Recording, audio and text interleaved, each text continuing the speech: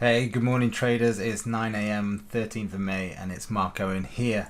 Last night saw a very rocky ride in the crypto space, primarily down to one man yet again, Mr. Musk of Tesla.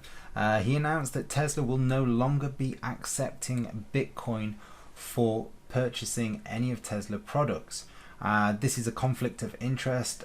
Basically, they're saying that Bitcoin uses too much energy, fossil fuels, for mining itself, whereas obviously Tesla is a renewable energy company, and therefore they no longer accept Bitcoin to acquire any Tesla products.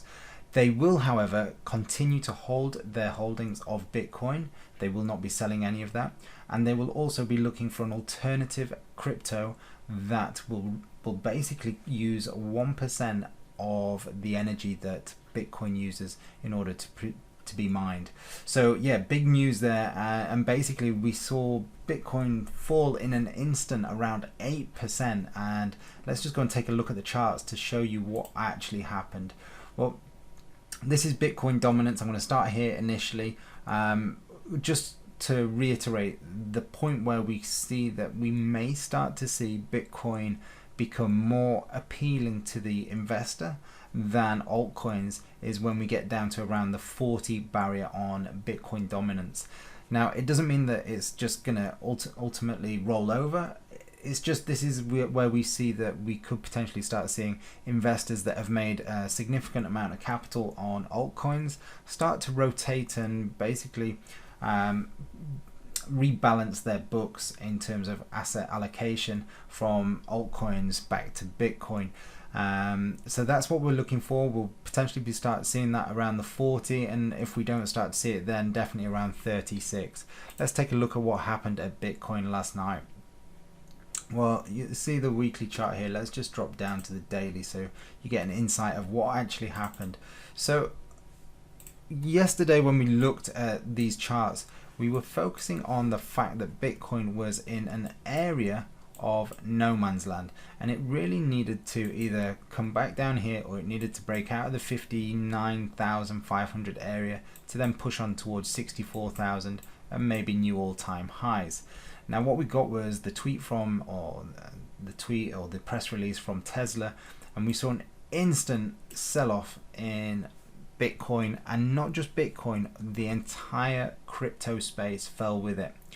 What it's done is it brought in bids around all key technical levels on most markets. You'll see when you look at the charts, technically speaking, markets came down into some key structural areas and then automatically found a bid.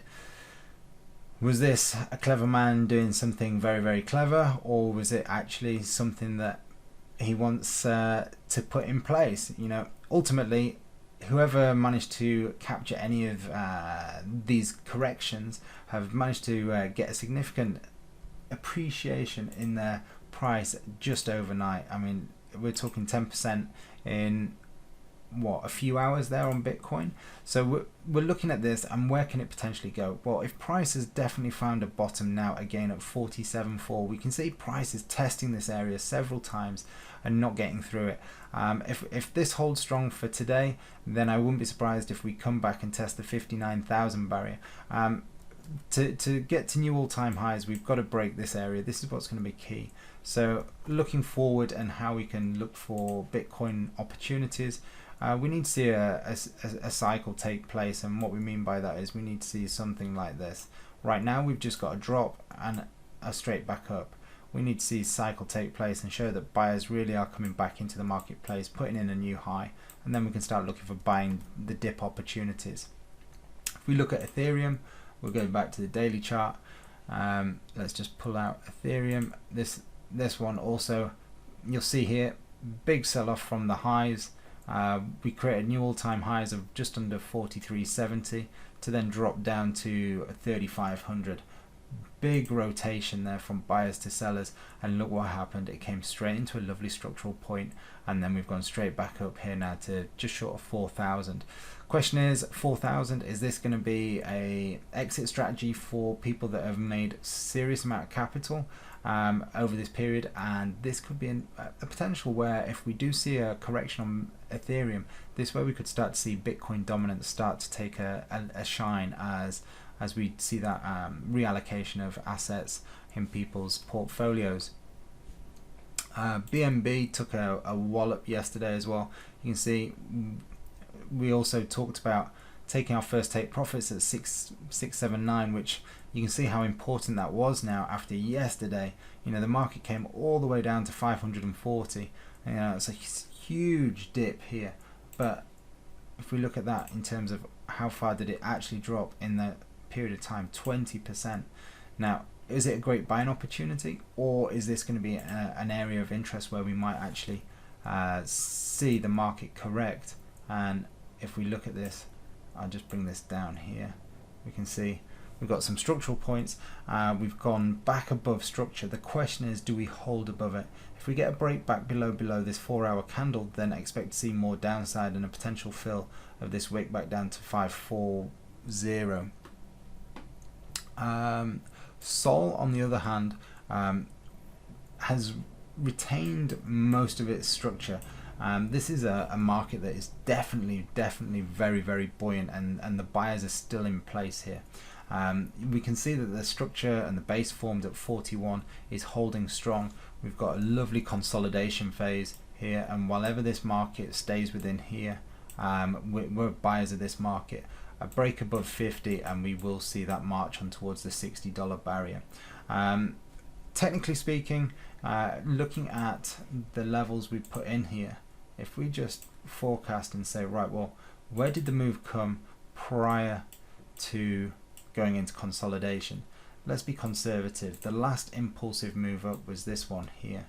So if we go from here and then we look at this and say, right, well, from that point, where would we expect the market to generate its next move out to? And we can see up towards $57, $58. So just using a measured move from here, breakout consolidation, and we'd look to see price towards that $58 barrier. Another one of our long-term favorites fundamentally and technically is VeChain. We can see again another chart that came straight back down with yesterday's sell-off, straight into a structural point that's just got snapped up by the bidders. Down here at 15 cents, the market literally just took it straight and it went pretty much straight up to 19 cents. So a nice big rally instantly there of about 25%. Just so you can see, what was it? 22, about 23% from the low. So a real strong push up off those lows.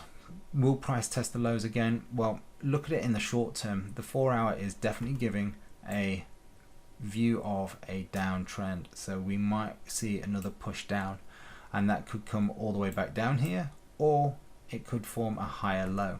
So if it is going to form a higher low, we're looking for something like this, and then we can use that same structural point to get long.